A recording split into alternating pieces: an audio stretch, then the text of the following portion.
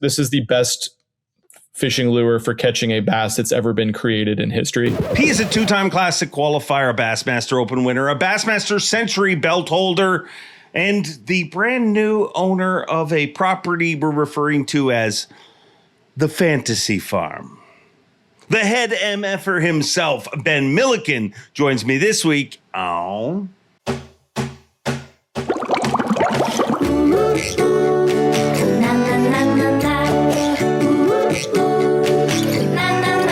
I'm Bob Cobb from the Bassmaster. Welcome to Mercer. Welcome all friends, family, freeloaders, fishing freaks, and of course you, my humpers. Happy hump day to all of you, and welcome into the Awkwardly Honest Fishing Podcast that goes by my last name, which is Mercer. This is the 265th edition of the Mercer Podcast. I hope wherever you're watching or listening from, that life is treating you well. As you watch this moment of total honesty, I'm not sitting right here. I'm doing what we all love, and that is fishing and swimming with the fishes and doing all sorts of stuff. Away on a shoot this week, but I still got a bitchin' podcast for you with a bitchin' guest. And as I'll get into here in a minute, it's what I love about podcasts. It forces you to catch up with your friends, and this is one of my friends. It is Ben Milliken. And Ben Milliken, this show is, well, a potpourri of topics.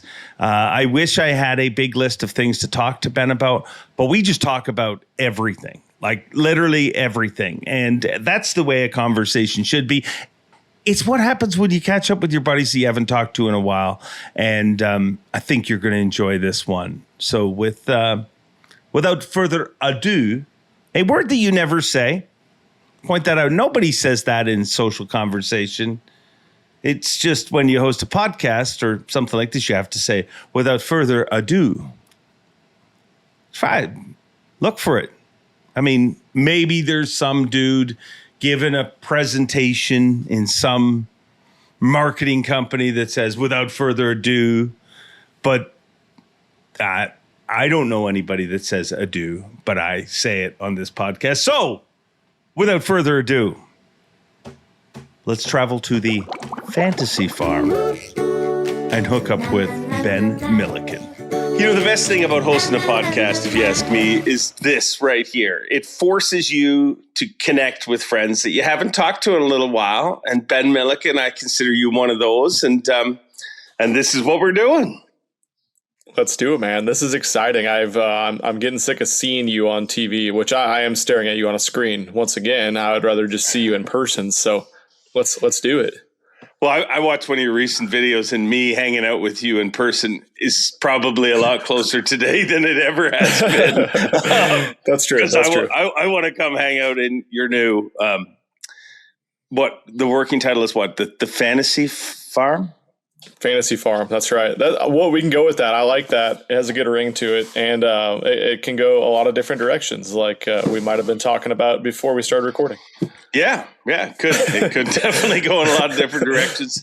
But catch us up, dude. What has been happening in your life? Oh, not too much at all, Dave. Just kind of been hanging out.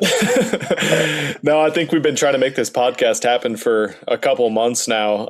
And honestly, I feel like we never stop, but we really haven't stopped the last, I don't even know, probably since November when, I've wanted to move out of Texas for probably 3 years, 2 to 3 years. And we weren't positive where that would be, because of the type of content that I film.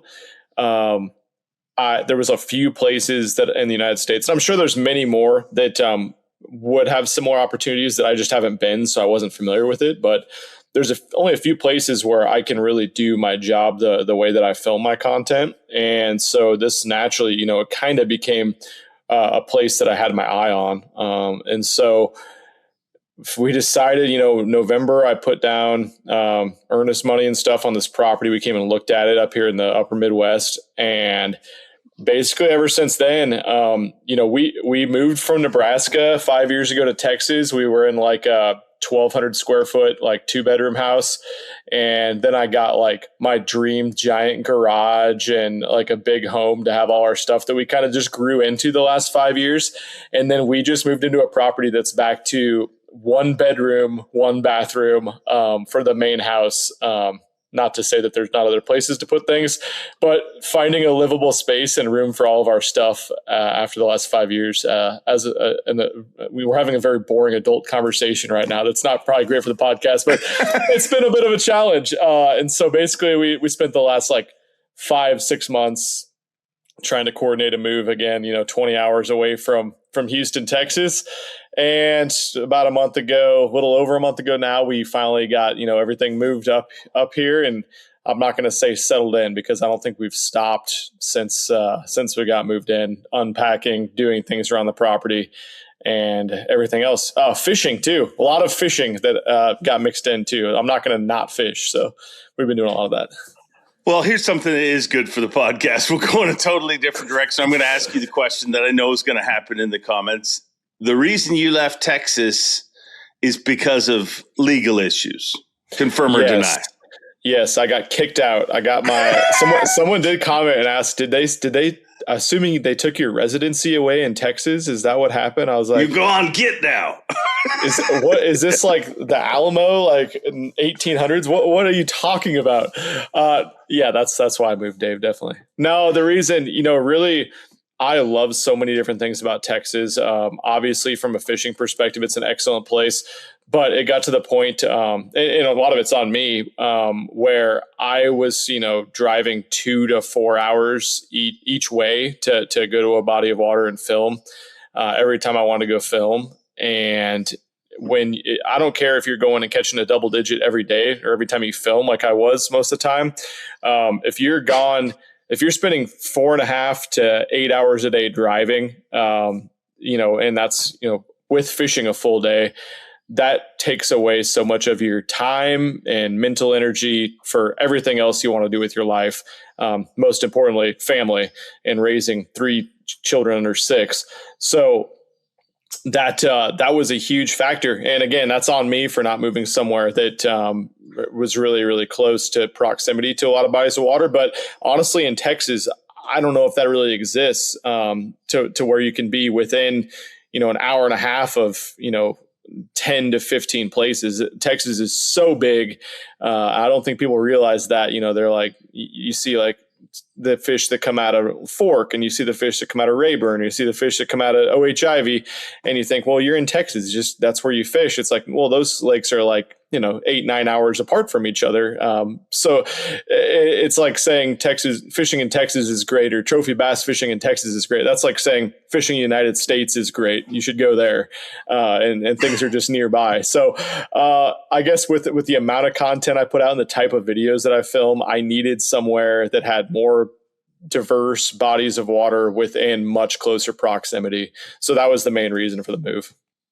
So can I ask you, is that issue that you had, the license issue, is that done or is that still going on? Oh no, I'm as of now, I'm supposed to go back to Texas in July for a court hearing. Yeah, it was supposed to happen. Like this has been a while? Yeah, it's been insane, man. It'll be like, I don't even know, a couple years later. So it's something else for sure. Yeah. But I don't know. Funny behind the scenes story. So a buddy of mine that I was having a social conversation, doesn't know you, but then started talking about this guy that's on the internet and got caught without a fishing license and everything, and telling me the story. And I'm like, yeah, that's Ben. It's a buddy of mine. It's a great dude. Yeah. Blah, blah, blah. So he's telling me, and he's like, I just don't know how you do that and everything. And while he's having this conversation, he pulls his license out where he lives in Ontario and realizes that his license is expired. What a dick. I'm pretty sure I have a fishing license in Ontario right now, and I don't even go there. I don't even live in the same country. No, it's pretty funny. It is pretty crazy, man. And it, just like I've said from the start, it's on me. Like it was my fault for not, spending more due diligence to be positive I had the right license when I had like 14 or 16 other licenses that year. I don't know what it was from like 4 different countries. But the rest of it, the fraud part of it is still ridiculous to me. So that's what I have to do the court stuff for. Still, can't wait. It's gonna be a really good time. Yeah. Well, let's get. I should live stream it. Can we live stream it, Dave? Oh my God! Could you imagine the numbers, dude? Live stream it, and I'll just quietly comment in the background. He's approaching the bench right now. Ben Milliken is approaching the bench. He's got a look of concern in his face.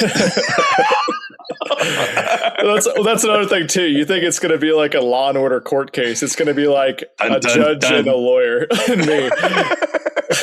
Also, it's not even in a courtroom. It'll be like in a room. Yeah, well, we are doing we're going to have a jury with it because I'm not going to say why that we're not going to have just the Texas Parks and Wildlife and their state judge also there making the decision. I'm not going to go into detail on that.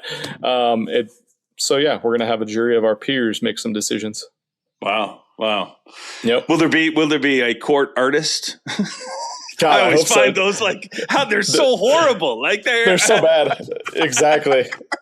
So bad. No, dude, I don't even know. There'll be so many videos made about the last 2 minutes of our conversation. It'll be ridiculous. So I'm not even going to go into any more detail. It's just, I can't wait for it to be done. And I have been playing into it with videos and thumbnails and stuff because, I feel like it was absolutely ridiculous that it happened. I still do. And so did most people I talked to. So I was trending on Google when that happened and people, freaking smearing my name. And there's still like thousands of people that think I'm like some guy that cheats in fishing tournaments or something because of this. So I'm going to get mine out of it too, because it's ridiculous.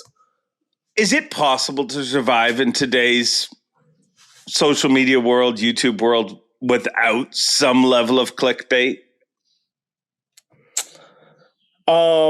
You can't start right now without, at least knowing how to do titles and thumbnails extremely well. I guess if you were established, and had I'm not even going to say an amount of subscribers because subscribers really aren't that important. It's obviously the amount of people that are, recurrent viewers. I guess the short answer to that is no, it's not. Just like it's not possible to have any type of media source without it. It's like, not that I ever I literally haven't watched the news, not a single portion of the news in like 5 years. Not since we moved to Texas, actually. We stopped completely. But, it's the same thing in the news. It's the same thing with every online article that you read. It's the same thing when you pull out your phone and go to any of the platforms. The first however many seconds or the thumbnail or the description is all going to be geared to keep your little brain occupied for 3 seconds and hopefully make that occupied for 7 seconds. So yeah. Yeah. Every storm has a name. Like you don't just get snowstorms. Now you get Arctic blasts and you get different, that's how the world has become. Yep. But let's get to the simpler part of life, the less maybe internet-friendly stuff. So you have, first of all, I want to ask you this. Since I've known you, your life has been, whether it was qualifying for the elites and then making the elites and, moving all over the country for the elites to what you're doing now. Have you always been this guy who's it feels like you're always busy even when you're not busy? A shit show would be a good way to describe it. Probably better. It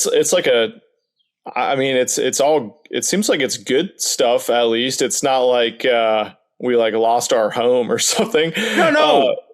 I'm not saying you felt that way, but God, just me thinking about it. You're right. We have been all over the place. No, I don't think we've always been that way. I did grow up in high school. I played 4 sports in high school. And so we were always crazy busy with sports year round.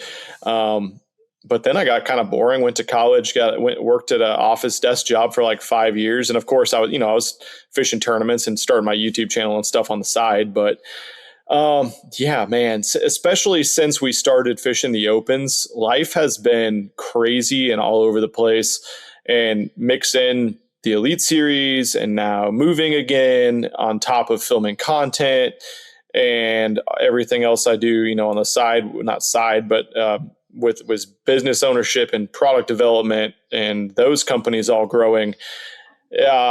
It's amazing. And on a daily level, I feel like my life is extremely unmanageable and it stresses me out and gives me a lot of anxiety. So I think, I wanted, that was part of my move, is to try to get up here and slow down a little bit. And as I say that, I don't like, I literally just spent an hour and a half planting my garden, and I hit our septic pipe the other day and broke that 4 feet down in the ground. So I have to go dig a trench when we get done here. And then tomorrow I need to mow, and I want to film 2 videos, and I got to watch the kids for half the day because my wife's doing stuff. So it's just like, it does not stop. And then Tuesday will be something else. And this weekend we're going to a tournament to fish with Zark in Iowa. So I'm pre-fishing Friday. Thursday night, we got to take the RV to a campsite. We got to get the RV ready all week. I got to film 3 videos this week. So it's just like, it's just, people see you moved, you live on a property, you film, oh, you got 3 videos out this week. That's great. And it's like, I can't even breathe. And that's on top of having, the 3 kids under 6. So how different a human are you today compared to like when you were 5 years at a desk job? Like when I hear you explain that, I'm like, that can't be the same human. Like that. I felt it's different now. But I felt like those 5 years, like something was bottled up inside of me and the pressure was just building and building, because I was like, I got to let this stuff out. Whatever that stuff may be, I guess, thoughts about fishing and ideas about fishing, and the way that I wanted to, have my own brand and create my own brand and my own content in the fishing industry. I guess that was kind of bottling up and building inside me. And now I haven't slowed down in 10 years. So it's only getting more and more. Do you feel like a YouTube pressure, like to stay? I mean, you've already accomplished a lot on YouTube, probably way more than if I talked to that dude that was sitting there for 5 years at one job. If I'd have said, hey, you're going to have this many subscribers, your videos are going to get this kind of views. Along the way, you're going to make the Elite Series. You're going to win an Open. You're going to fish a few classics. Like if I had said that to that dude, he'd be like, "What? Where do I sign up?" But do you still feel? You hear YouTubers talk about that pressure because it I always think of the Seinfeld scene where Newman goes nuts about working in the mail office is the worst because it just keeps coming. No matter what, the mail just keeps coming. That's what being on YouTube's like, because you have a hit video that goes viral. It doesn't take any pressure off. It takes pressure off for like 6 hours. Then you're like, well, I need to up that. Do you feel that? Yeah. I have felt it a lot over the last 9 or 10 years of doing it. 9 years, I think, full time, but it's almost subconscious, right? Like now I think it's the same with my wife. She's just like, when are you putting that video out? Do you have the video? Like she gets it. So it's almost subconscious now, to where I'm just like, I feel in the back of my head, like, okay, I have 3 videos on deck. My editor is going to be working on those 2. I need to do this one because I filmed it and it would make more sense to me. So it's I guess what I'm saying is I'm not scared that it's all going to go away or anything if I start making a certain type of content or if a video goes bad or whatever. But I do feel a little bit of the pressure. The good thing is, I think over time, I've developed a lot of different, I've broadened my different income streams. And so I don't feel as freaked out if Facebook payments are down for a couple months, or, if my 6 cents product code isn't selling as well for a month or 2 months, then, we kind of regroup and keep it in the back of our mind, and I guess kind of focus more energy on that the next couple months. But yeah, I feel the pressure a little bit, but I think I'm wiser now than I once was when I started about how I can alleviate that stress by, kind of just hanging out, trying to relax and trying to split my time up a little bit. Like right now, I've got a full-time videographer and editor, and I've got another guy coming at the end of July. So I'll have 2 full-time guys that are super badass and really good videographers and editors. And honestly, I'm always looking for more people. If I can get that to 3 or 4 guys that are absolute, phenomenal guys behind a camera and editors, then I'll do it. I'll spend the money on it because the ROI is good financially for me, but more so in my time to do other things like raise my family. Yeah. Which is, again, that's a huge part of why I moved, was to get those, 3-4 hours a day, 5 hours a day back to not to work on other things and to, put my kids to bed and take, yesterday we filmed a video. I fished a tournament yesterday until 3:00, came home, made dinner for the family. And then me and Ozzy went out for 2 hours in the boat last night and crushed them, at a lake 10 minutes from my house. So I couldn't have done that in Texas. And it was just like, yeah, no problem. We can do it. Today's high-tech fishing world can be a real pain in the neck, especially if you're running the wrong mounts. Beat Down Outdoors, they bring the graph to you. And they support this podcast and care enough about you to make this a short ad read. Check out Beat Down Outdoors. Now back to the show. Yeah. And trust me, you'll never, ever regret those. As your kids age, you're like every minute you're like, yeah.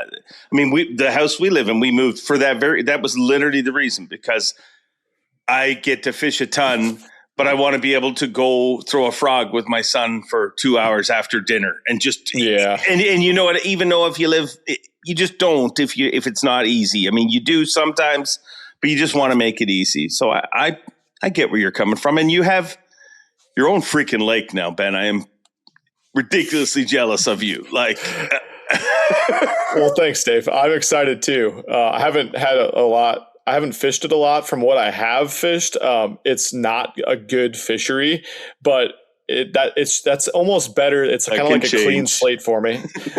There are ways that could change rapidly. Yes, I've heard that from people. And the good thing is it's loaded with forage, so that's good. That's the most important thing actually about growing big fish or growing any fish at a lake. So we're getting it electroshocked. What day is the 3rd? Next week, next Wednesday, I think, or Tuesday maybe. So we'll see at that point. We'll see what's in it. Is it clear? It's not super clean. No, it's only 1 to 2 foot visibility. Yeah, I know, Dave. Otherwise, you'd probably moved in by now. Swimming. There are a lot of bodies of water around here that are very clear, though. So yes, yeah. We need to make a week together or something at some point. I would love to. Yep. Because we both have lots of free weeks in our schedule. Yeah. Well, I'm sure it'll be easy to just line it up. No problem.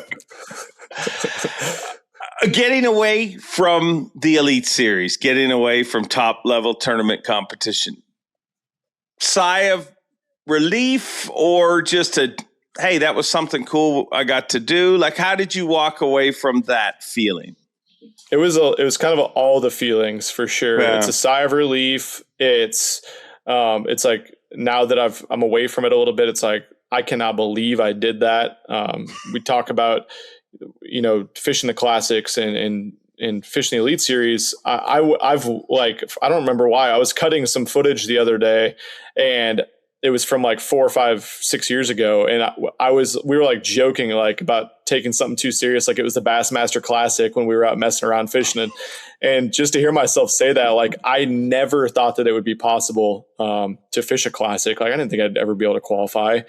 So just to kind of come full circle, it's crazy that I did it. And the cool thing about fishing is too, that is different than any other major sport. Not that fishing is a major sport, but if, my kids go off to college, like I can jump back in and try to do it full time if I want to. I could do it next year if I decided that it would be a good idea to hop in the opens or whatever direction I wanted to go with it. Or I could win the, championship this fall that I qualified for, the nation championship, and then I'd be back qualified. I think there's about a 0% chance I would take the qualification and do it again right now. But man, looking back, it was a lot of emotions, and I'm really happy that I had those experiences, met the people I met, and I'm just equally as happy that I'm doing something different and not doing it right now, to be honest. Yeah, and every time you think about coming back, I just want to remind you, you have your own lake, Ben. I know. You're not kidding. Like that's what's tough is like I love to compete. I'm very competitive, and so that was the hardest thing for me because I felt like kind of subconsciously and consciously I had kind of shut it down the entire second season of the Elite Series because I was kind of just over what it was taking away from other parts of my life. But at the same time, there's no part of me that would say, I didn't have a good season because I wasn't trying my best, because I was giving it all I had. Whether the decisions I was making were, influenced by different ways I was feeling outside of it, I'll never know that. But couldn't make any right decisions the whole second season. So maybe that was part of it. But the crazy thing is and it's wild to say this, I literally enjoy going out and fishing an 8-boat local tournament on a Saturday more than I did, driving to freaking Decatur, Alabama and fishing Wheeler Lake, the wonderful Wheeler Lake for a week. And maybe something's wrong with me that I feel that way, but I really do, which is wild. No, I don't think that. I think that everybody's got a different thing. And if you're competitive in the competition of life, I'll remind you, Ben, you own a lake. That's right. If you want, I'll come scream some shit by your lake. He's Perfect. A 2-time classic qualifier and then Bassmaster Open winner. He owns a freaking lake.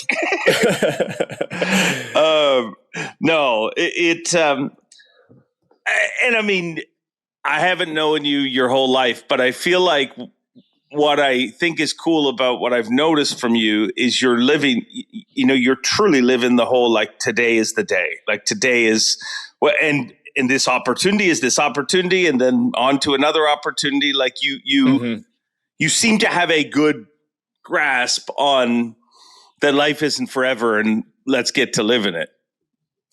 Yeah, you could say that. You should tell my wife some of these positive things, Dave. She'd love to hear them. And she'd love to tell you some of the other things too, I'm sure. Well, I mean, I'm sure you're a train. I mean, behind total all of this is always a train wreck. I think I think that's the thing on the elites that the people from the outside don't understand the level that you have to not give a shit about anything else to be the best there, for any length. Like, it has to be all consuming. And when you're part of something that's all consuming, generally other parts of it fall. And you know what I mean? There's a lot of train wrecks of lives, but they're chasing something that they love. Yeah, absolutely. That's a great way to put it. And there was definitely a lot of those moments where, you get done fishing a couple tournaments and you're like, oh my God, I've neglected literally everything in my life that is not trying to catch the next bass. And it's sad. And I mean, that's as simple. I'm not drinking or eating or putting on sunscreen or just simple things, like, oh, I've had to poop since 8 o'clock this morning and I just didn't. And it's, it's 7 PM now. You put everything off, and that's not a great, healthy way to go through life. And it seems like there's definitely guys on the Elite Series that have that together a lot more than I was able to in my brain. But maybe there isn't. And, everyone's going through different things. I believe if you talk to their wife, they will tell you some similar stories where, I mean, that is true. Like, there's another partner that's holding everything together, or you're young and you don't have any of that. And that's what you're supposed to do, is just focus on the next thing. You know what I mean? Focus on what you're obsessed by, which whether it's football, basketball, whatever, there's a whole bunch of dudes who are totally obsessed with what they have in front of them.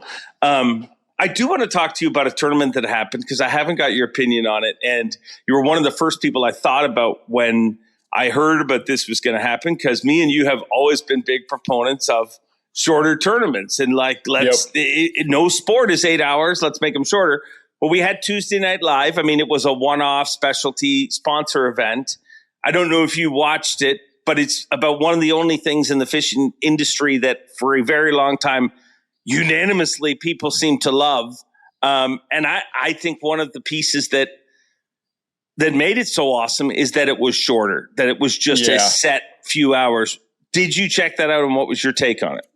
Okay, so to be completely transparent, I didn't sit down and watch any of it from like live or anything. I listened to all your podcasts about it. I listened to Zona talk about it. I listened to Ike with you talking about it, along with Benton. And I saw clips. I saw the weigh-in and the pile of cash. Dude, I loved it. Great. If I had one knock on it, it would be that it was, it was obviously sponsory. But it had to be because somebody's got to pay. Yeah, there's not any money in this stuff. I don't think people understand that. Dude, if that should be that should be every week all year, maybe multiple days. Maybe there should, I just feel like you could have one of those events at every single week when there's an Elite Series event. And have it. I mean, if you don't want to mess with the fishery, then you have it at a different lake, or you start practice on, whatever Tuesday or Wednesday, then you have it on Monday or something. I just feel like there's different ways to do this with some continuity. But you got the next step, of course, is finding the dollars behind it, which means we have to figure out how to sell it to sponsors in a larger capacity so it can be televised in whatever fashion, even if that's everyone, with a live camera going on their boat that's a GoPro or a DJI. There's got to be some money behind it to make it worth it, because obviously guys aren't going to show up and fish it if it's not for anything. So yeah. Yes, and it comes back to our conversations for years. It's like NASCAR does. You have the Friday night, Saturday events before the Sunday event. Again, it's a 1 day, 3 hour event on Sunday for NASCAR. And not saying anything crazy there that it couldn't be done with fishing. I don't know, and then you see things like. And I didn't really want to take this here, but you see what happened in the event the other day where we try too hard to have pros and influencers and we got to do live streaming. It's got to be live streamed. We got to set up this streaming services and everyone has to be recording live. I don't think live is this big of it. This idea that live fishing is the future and everything's got to go to live because Kai Cenat makes $27 million a year. Well, the guys on the boat are not Kai Cenat. I promise you that. And you're not going to have 2 million people a stream watch them. We need to stop trying to push that so much and start just looking at what makes an enjoyable product to the viewer. And your average fishing viewer is not your average, high level streaming type of content viewer. So yes, shorter, more attention grabbing formats are great. Let's not try to freaking, change the industry and think that it's going to go somewhere that it's not. We just need to tighten things up a little bit. And I just, like we've talked about ad nauseum, I don't think 9 events a year spread over 7 months is the way to do that. And so that format the other night was fantastic. Loved it. Yeah. Yeah. I just think anything's more exciting when it's shorter. It doesn't matter. I mean, I use not anything, Dave. Well, no, that's true. Not at the fantasy farm.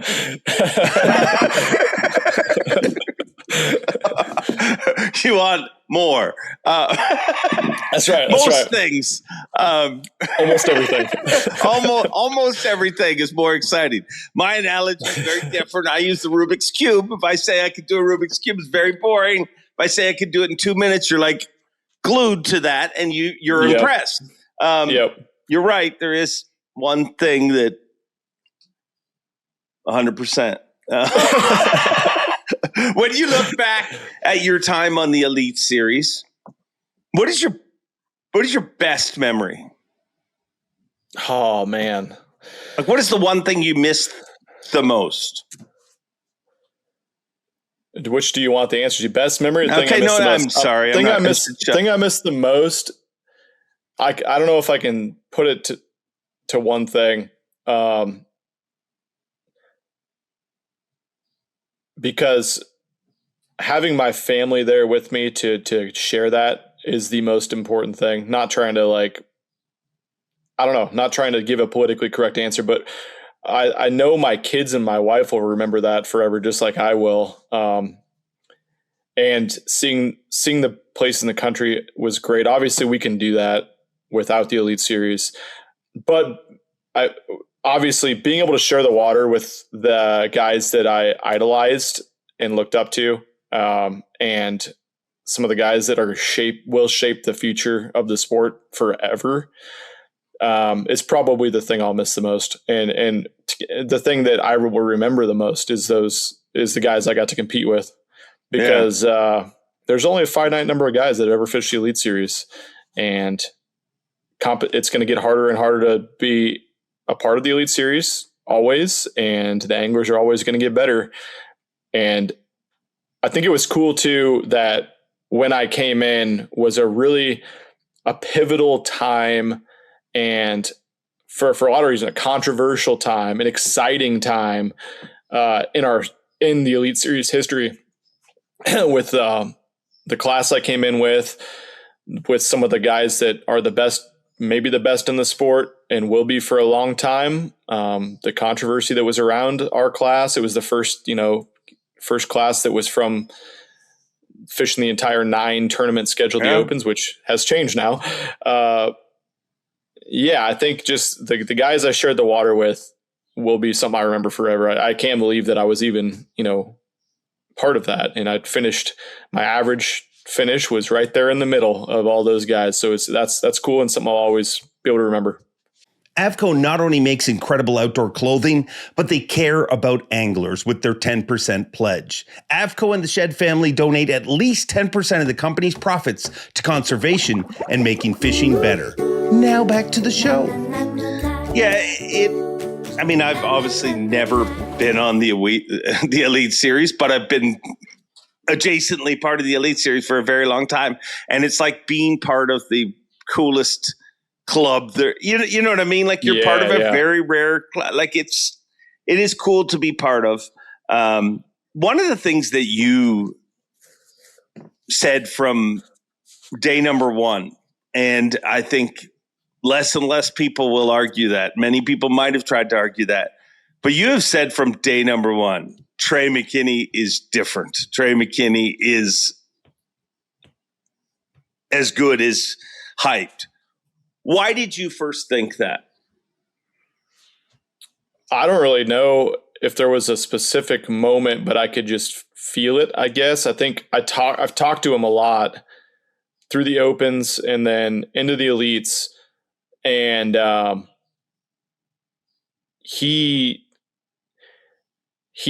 there's a lot. It's like asking, why was KVD good or great? Why was he the best ever? Well, I can give you answers. Yeah, you can give him answers, but it's not one thing. It's kind of like that with Trey, and I'm sure it'll offend people saying that Trey is and KVD in the same sentence. But in my opinion, I think Trey is substantially better than everyone else in the Elite Series, and I don't care if anybody gets mad at me for saying that. Like, I don't think anyone's even close to him right now, or honestly, I don't know about since he came in. And I guess the best answers is it's like he thinks about, like, I think about catching giant fish in Texas different than almost anyone else. And that's why I was able to, not get looped into catching tournament fish when we went to Texas and have better finishes. Not as good as I would have liked, but he thought of it the same way there. But he also thought of it the same way everywhere else we went. Like that, I guess it's a mindset of not settling for a 4-pounder when you legitimately are like, why can't I just catch all 7 to 9 pounders? Because a 4-pounder is going to get a check and get you in the top 40. He's always thought of it that way, but that it's that combined with he fishes constantly everywhere in the country. And I feel like he thinks that way every single day, and he always is learning every single day. and he'll call me still and ask me, like, what's up with this bait? Well, do you rig it like this? Like, what do you think about that? And for him to call someone that's just some old ex Elite Series guy, he talks to a lot of guys too. But I don't know if you're quite the old ex-elite. I mean, you're an ex-elite series guy, but you're not quite in the old ex-elite pro category yet, Ben. Right. Yeah, I know. But what I'm saying is and I saw this too. He asked me a lot about big baits from the start because he didn't have any experience with them. And he would ask me about something that I knew more than him about, because I had done it for years and years and thousands of hours. And the next time I would talk to him about it, like a month later, I could just tell he knew more about it than I knew already. He picks up what's happening with a technique, a type of way you fish, a type of cover you fish, a type of fishery. He picks that up instantly and is just better than everyone else super quick. Like when we were in the Elite Series, he said over and over, dude, I'm so worried about going up catching smallmouth. Like, dude, I have no experience with smallmouth. What do you do for northern smallmouth?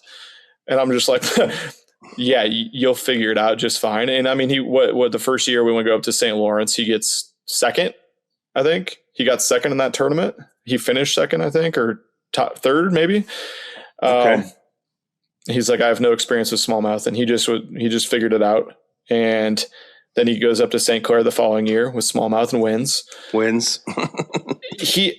I'm just like, and yeah, maybe I'm wrong. Maybe he's, the 15th best fisherman in the Elite Series. And there's no way to really say like Trey McKinney is better than Chris Johnston. He's better than Tucker Smith. He's better than anyone that's been out, Jason Christie. Like, how do you even compare who's better than who?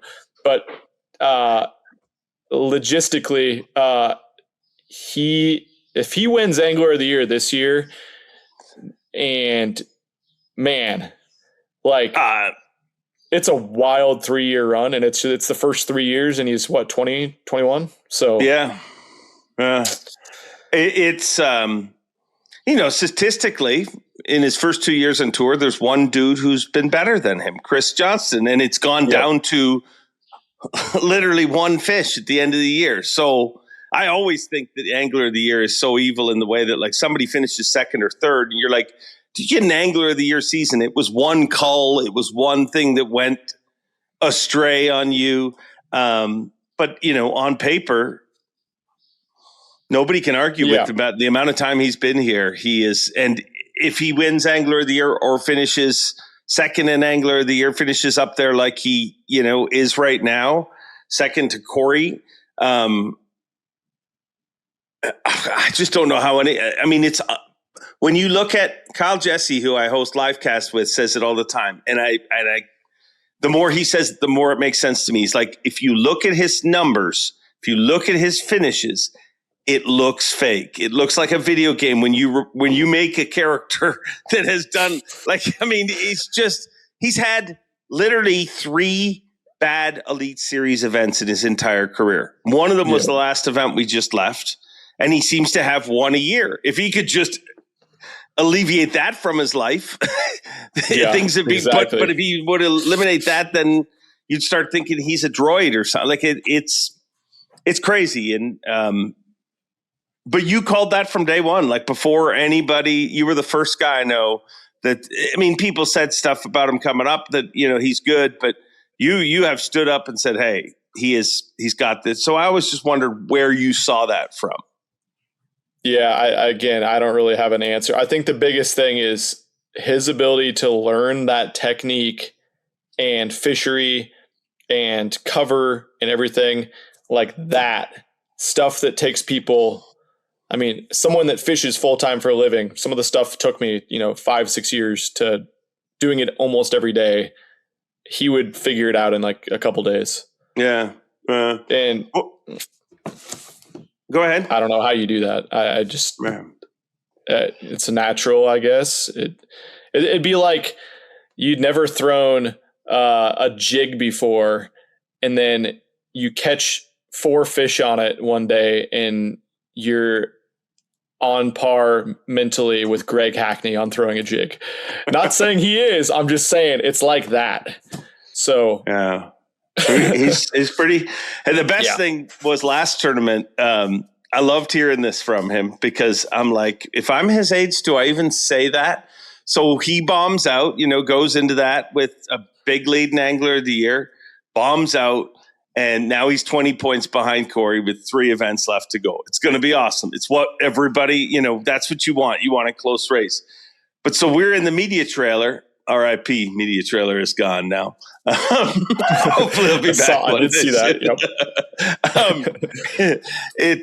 We're in the media trailer just hanging out. We had him on live cast and I'm joking with him, but he said to me, I said, why you can't avoid like something happening, like, whether it's a phone call, whether it's you got boat problems. And he admitted, he goes, hey, dude, the boat problems were the best thing that happened to me this week. And I'm like, what? He goes, thank God for those, because people are going to think the reason I didn't catch them in this event is those boat problems. He said, I was not going to catch them in this event. He admitted that. And I'm like, at 20 years old, that's pretty impressive. Like, we live in a world where most people would hold on to that life raft of having boat troubles and be like, yeah, if that hadn't happened. But he was honest enough to say that. So I thought that was pretty cool. I think that's wildly impressive. And yeah, at 20 years old, I probably would have been like, I'm never coming on live again. I'm going to get on social media and blast my engine company. And that's one thing about him too, that I felt like I could see from the start. Like, obviously it's been very polarizing. People, the industry, maybe not that much. Maybe you just see the negative crap on social media, but it was polarizing with a lot of the anglers too. Not gonna, how that is with Elite Series guys and Opens guys. But all the negative stuff I heard about him, I could tell. He stayed with us a few times in the Opens, or at the Elite Series, the first event. I could tell that it wasn't true. It wasn't the type of person he was. He's now been polygraphed more than any other angler in the last 2.5 years. And he's not failed or had any issues with any of them. Like, I could tell that it was not the case with him. Maybe it was with other people, but he wasn't the negative you were seeing about him. You might just see him from the outside looking in and not know who he is and say, oh, it's some hotshot 19-year-old thinks he can run a no wake zone or talk to his mommy on the phone. Like, no, it's mistakes that people make. And it wasn't a negative part of his character that he made some of the mistakes he made. Yeah. Even in the call from his mom's situation again, and we got to move on after this because I'm going to get ridiculed for kissing Trey's ass, and I'm not. I'm just giving the facts. His mother calling him. He told me after that. He said it's a good thing she called. He said because I would have lost all my weight that day anyways. Because I thought my weigh-in time was like 40 minutes later or 30 minutes later. He said, there was no way I was coming back. And if you come back after 15 minutes later, the Bassmaster event, you lose all your weight. So he's like, it didn't matter whether the phone rang or not. Like that my problem was me. But speaking of being good at embracing things and learning quickly, the thing that everybody is feverishly trying to embrace right now, the urchin style bait. Ben Milliken, where are you at with them? I'm probably where a lot of guys are. Frustrated that it kind of got exposed as quickly as it did. It took a while though, to be honest. And I think it's because it's the most confusing looking bait to people is why it took so long. It's why I didn't, really take to it when I saw him on the internet start pulling up in my search feed like 4 years ago. And why, the first classic I fished, I was next to Taku and he had one on and then he had his rod locker open and he had like hundreds of them hanging from his rod locker. And I was like, those things do work. Oh, going to put that in the back of my head and not use it for a year and a half now. So I think there's so much excitement and confusion about it now. And again, it was something I really focused a lot of my time on, like at the end of the last Elite Series season. And I've talked about it. If I would have had it 2 months earlier or even a month earlier, I think I could have won an event, but I just waited a little too long. And that part's frustrating. But I guess it's exciting for the industry to have a new bait come out. And here's something that's always driven me crazy, that you better put a sock in your mouth if you ever want to say it again. And that is, how many times, 3 years ago and longer ago, did you hear there's no more secrets in bass fishing? There's no more secrets left. How often did you see that post or hear, Jim Bob talking at the weigh-in? Oh, there ain't no secrets left in bass fishing anymore. If you say that now, you are the dumbest human being on the planet. And the funny thing is, I've always thought that, because it's like, well, yeah, you don't know any secrets anymore. Of course, as soon as you're out of secrets, no one's got any secrets anymore in bass fishing. That's like, and there's still like 4 or 5 things that I've only told a few people that I have, that very, very few people know about, that are absolute killers. Like the Koike is not the last secret in bass fishing. Nothing ever will be. And there's, thousands of secrets out there from other guys that they have that no one knows. So at least you don't have to see that anymore. No, you will. You will still. Now the Koike is out. There's no more secrets. Yep. Yeah. Now that was the last one. The other thing is that blows me away is when people look at baits, like they see a bait in the water, they see the action of a bait, they see a bait in a package, and they're like, yeah, fish won't eat that.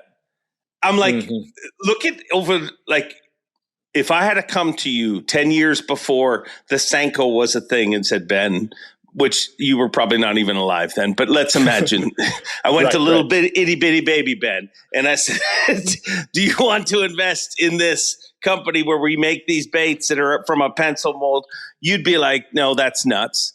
If I had shown you an urchin bait 10 years ago, you'd be like, that's nuts. I mean, in 6 years ago, it was a symbol for a disease or a sickness that was floating around the world. Like, there's so many things that I think people write off, and anglers think they know more than they know. I'm willing to admit that I don't know very much. What do you think it is, or does it even matter?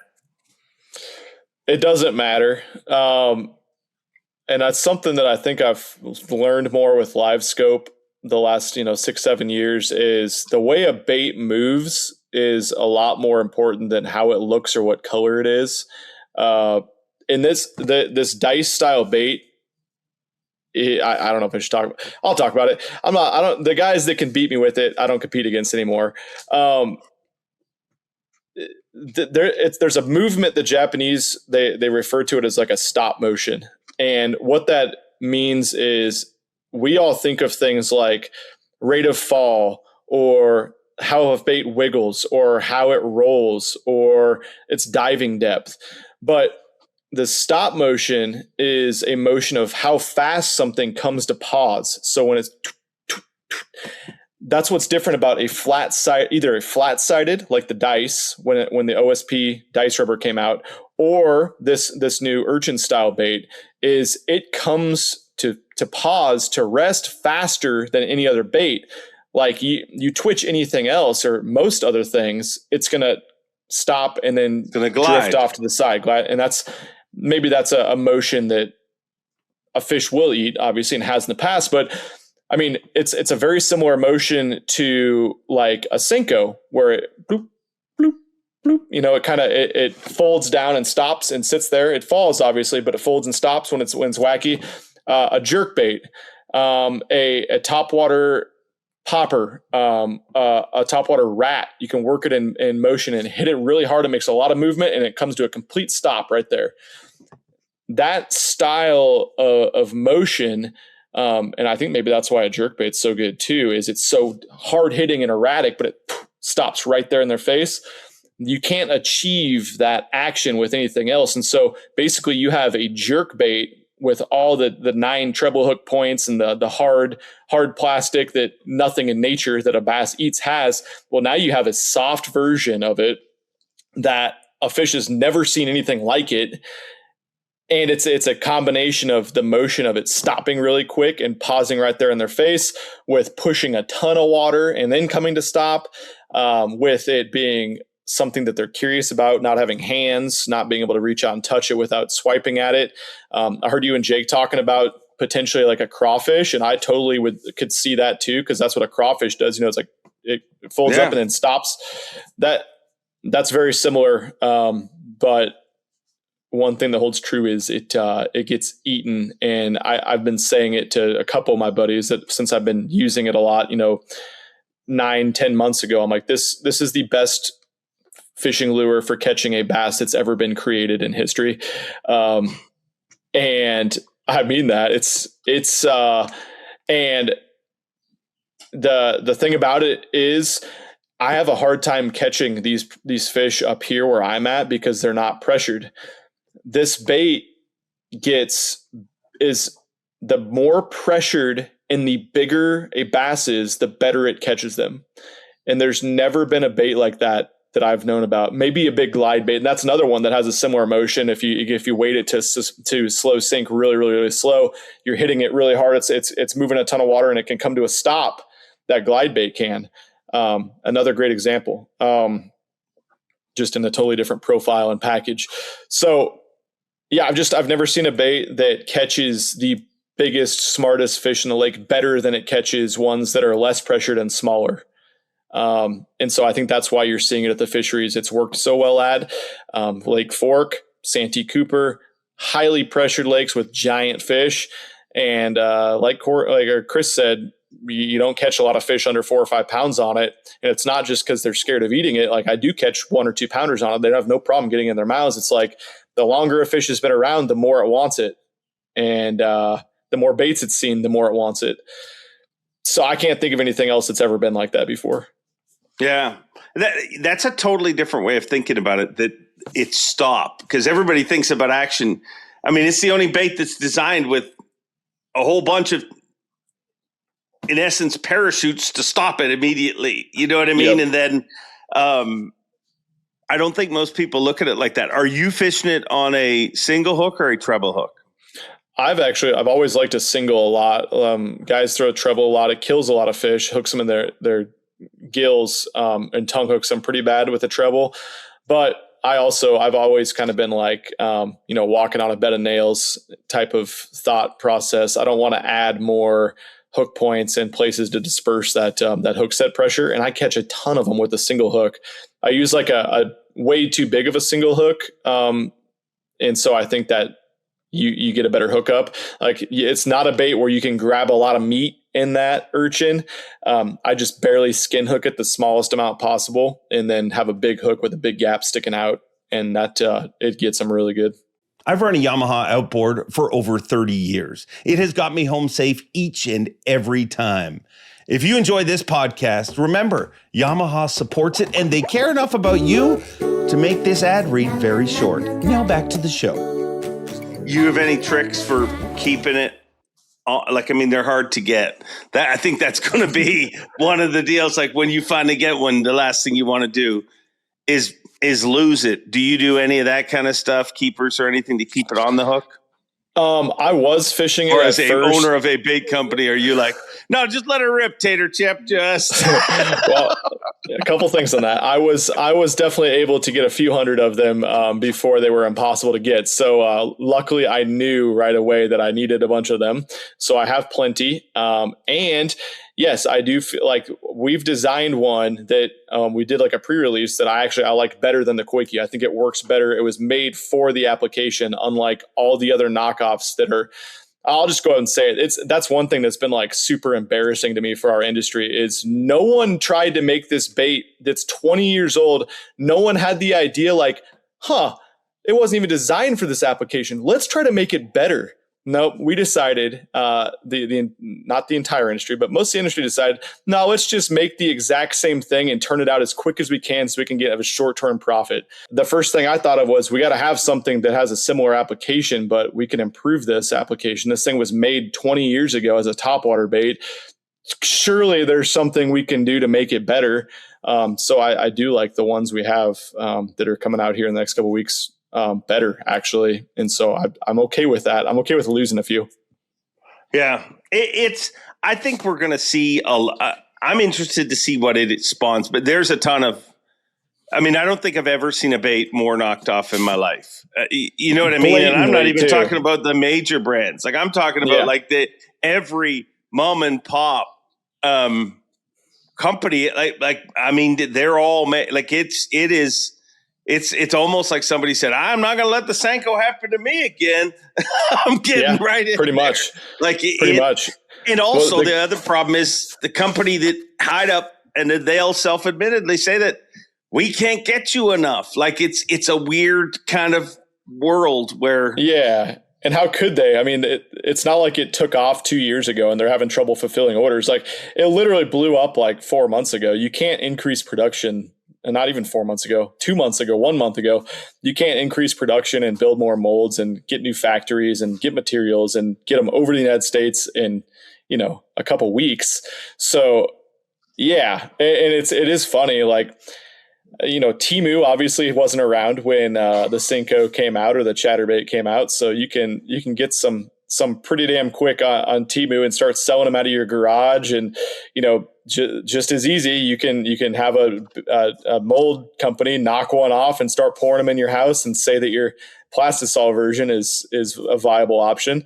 No problem. That's not a difficult thing to do. So, man, it's crazy. And I think the biggest thing with it too is it's so confusing and interesting and clickable in a post or a video that, they just get so much engagement on social media for people, as you would know from, I actually haven't watched your video, but you said that you got a ton of traction on that. Like it's so interesting and weird and an odd bait. Like if you look at a Senko, you're like, that's cool that it works. I'll get some, I guess. But if you see that thing and you see giant fish eat it and you see every tournament in the next Elite Series tournament, it's going to be one on it. Like you see it, and you're like, oh my God, what is this thing? It's just, this gets so many clicks and views. It's wild.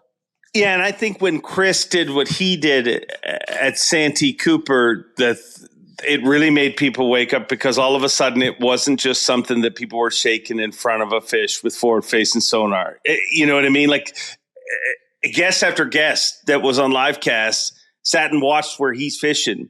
And they're like, I fished the same dogs. I threw a jig, I threw a Senko, it was just one of those events that if you weren't throwing that, you weren't getting bit. I mean, I know me and you had texted back and forth and you had listened to that show, but it amazes me that Paul Nick in Prefish said a cast without a kyoiki in this tournament is a wasted cast. Like it amazes me.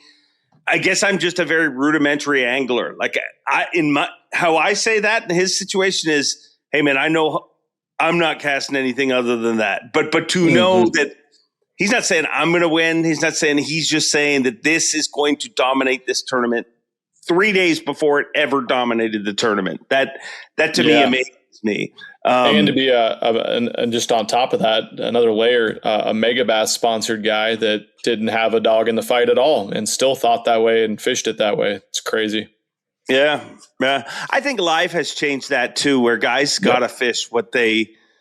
I think live has also inspired some of the knockoffs in the world. Like every company has to have one now. It's not like it was years ago because your guy's going to need that arrow. Like he's going to need to have that arrow in his quiver. So it is weird that way, but iCast is going to be full of them. I mean, last year was the dice. This year is going to be ridiculous amount. Was a billion minnows. Yeah.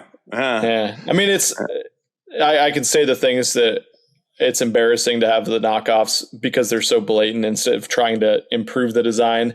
But it is good that the fishing industry can sell some baits still because, as guys inside the industry, you hear over and over how no one's making any money. They can't sell any baits. And we know that's not the case, but and it's not going to help your once again, not going to help your crankbait sales too much anymore or your jig sales. But not that those don't catch fish, but it's going to, at least it's another boost for the industry. It's great for terminal tackle sales, rod sales, line sales, everything. So that's a good thing. It's my good buddy to have people Justin, excited. who owns a store, and he straight up said, we've never sold more of one lure ever. And that's today. And let's be honest. I mean, gas is ridiculously expensive. The economy is not the greatest, no matter who you are.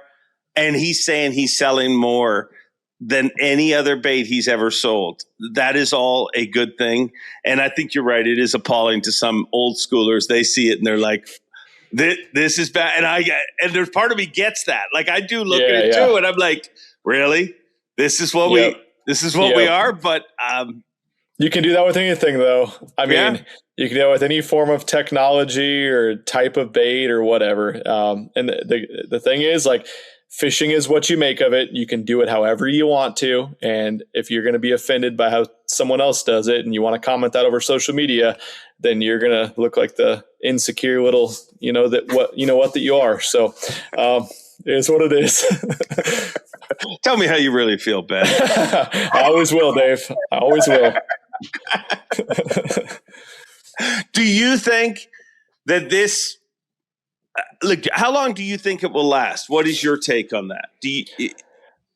That goes back to another thing with Japan. I mean, I've heard people come on your podcast and say, yeah, once they see it once, they're not going to eat it again.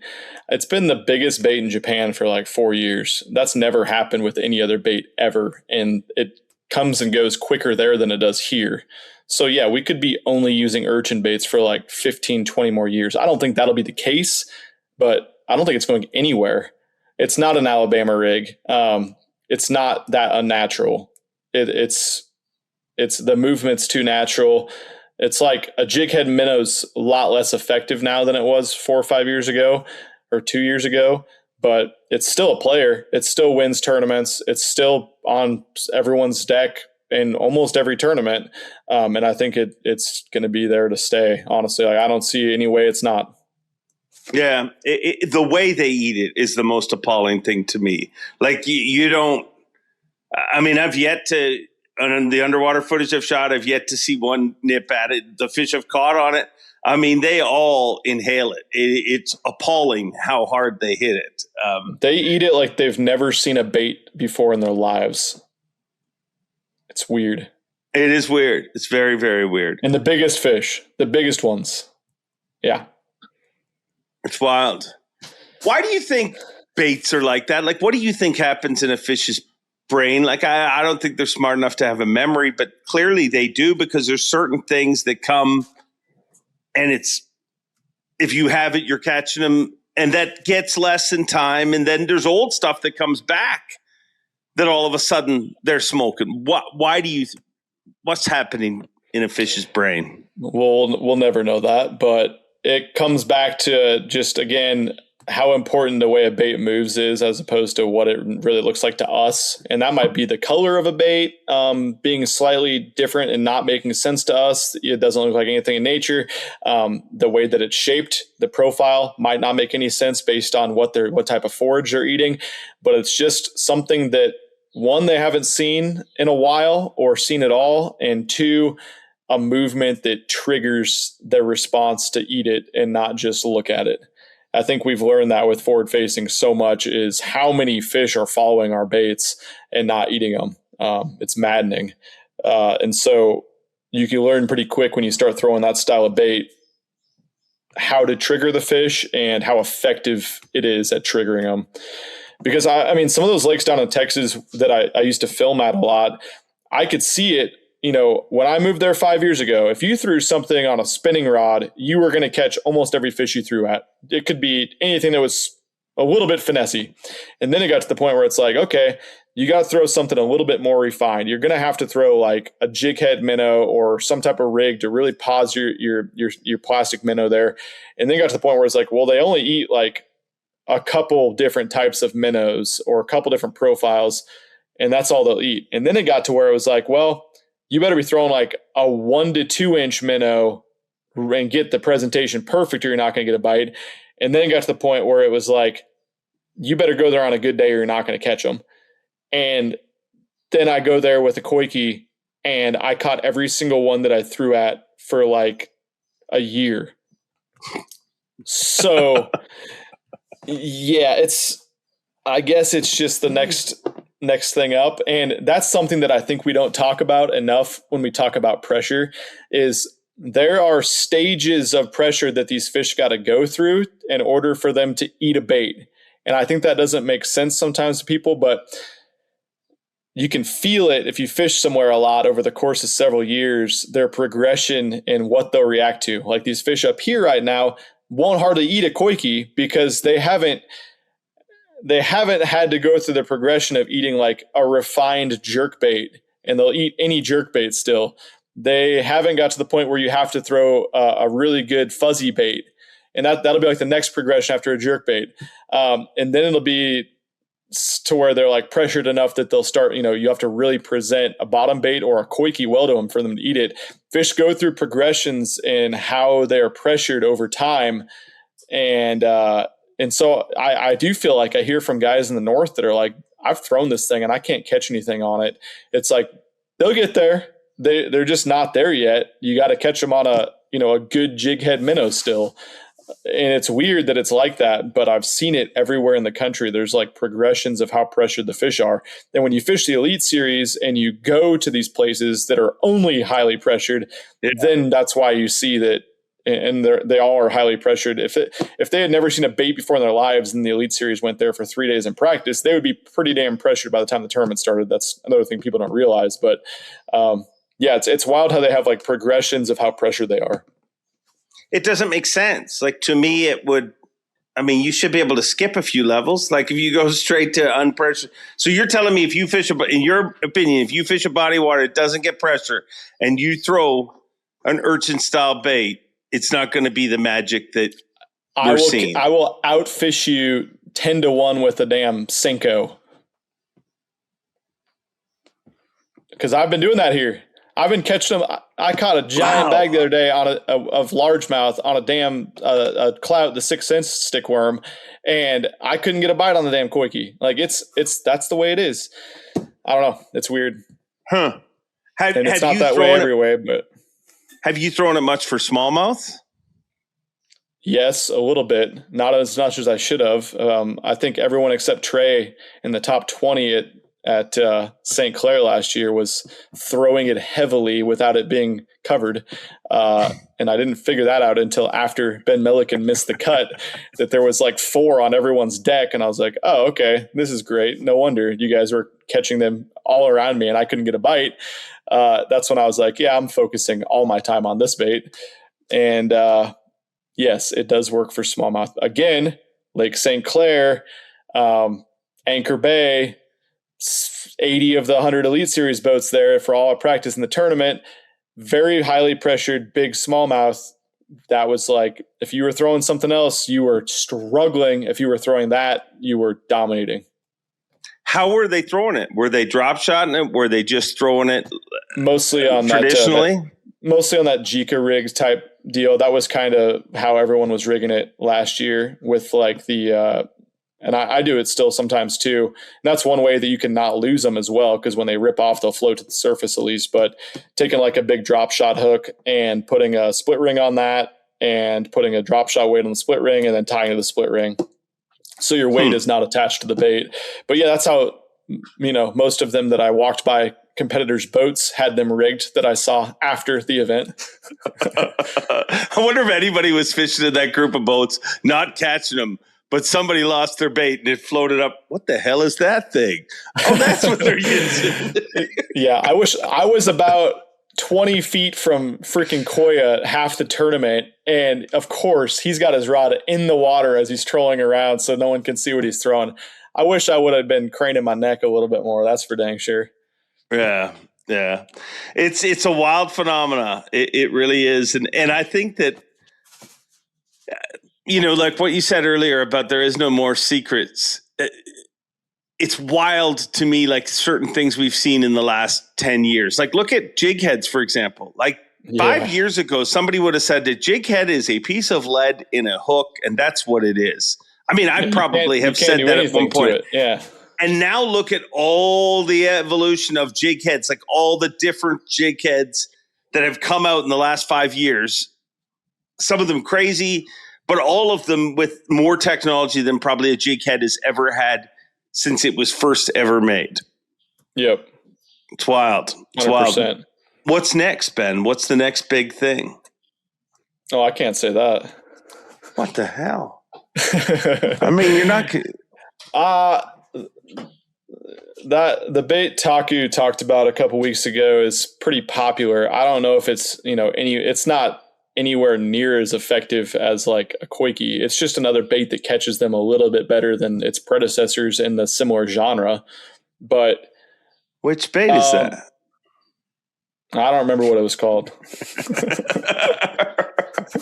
Go back and watch the Takumi episode if you want that info. Yeah, go watch that one, and then watch it intently the entire time until the end. Every minute. Don't click off. Or don't watch it, just play it. I'd appreciate it. Or get on eBay and see what costs $180 for a pack of them now that's not a Koiki. Then that'll help you figure it out pretty quick. All right. When are we doing this? I want to come to the fantasy farm. We need to. You need to get settled. I mean, I saw the video. I'm not going to be settled here for. I'm not going to be settled here for like 5 years. Yeah, I know, man. You're always welcome. You can come next week. You can. There's work happening now. I'm going to wait. Yeah, don't exactly.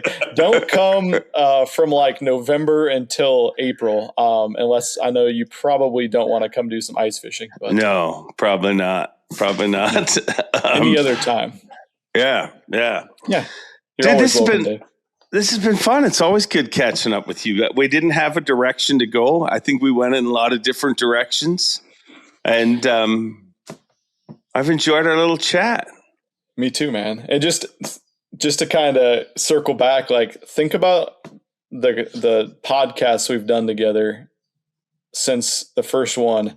Think about how different every single one has been just based on where I was and where we were. It's crazy. Yeah. I think the first time you talked to me was like when I announced I was doing the opens. Yeah. This YouTuber, what does he think he's going to do?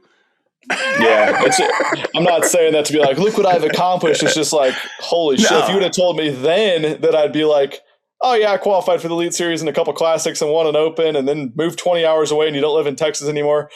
That's crazy to think about. And that wasn't that long ago, 3 years ago. Yeah. But then at the very end, you'd be like, but I do own a lake now, so shit's not so bad. That's right. I can't complain. Well, thanks for doing this. Say hi to the family, and I'll be at the fantasy farm at some point, guaranteed. I'd love it. Thanks, man.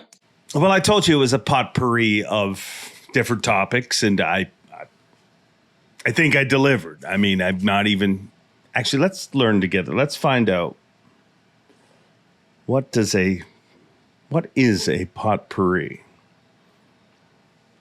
A potpourri is a fragrant mixture of dried plant materials such as flower petals, leaves, herbs, and spices, traditionally placed in decorative bowls to naturally scent a room. Okay, maybe it was not a potpourri.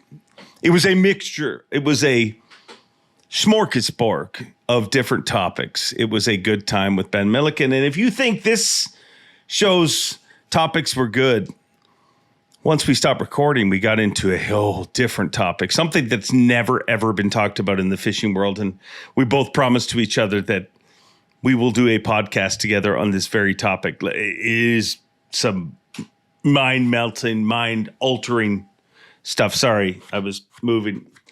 We have two white shepherds. And in my life, I find dog hair on different places. I mean, it doesn't matter. I'm in Alabama for a Bassmaster event. I go to put on my socks and there's white. I mean, it's just, I always grew up thinking I'm not going to be that guy with the dogs and the hair everywhere.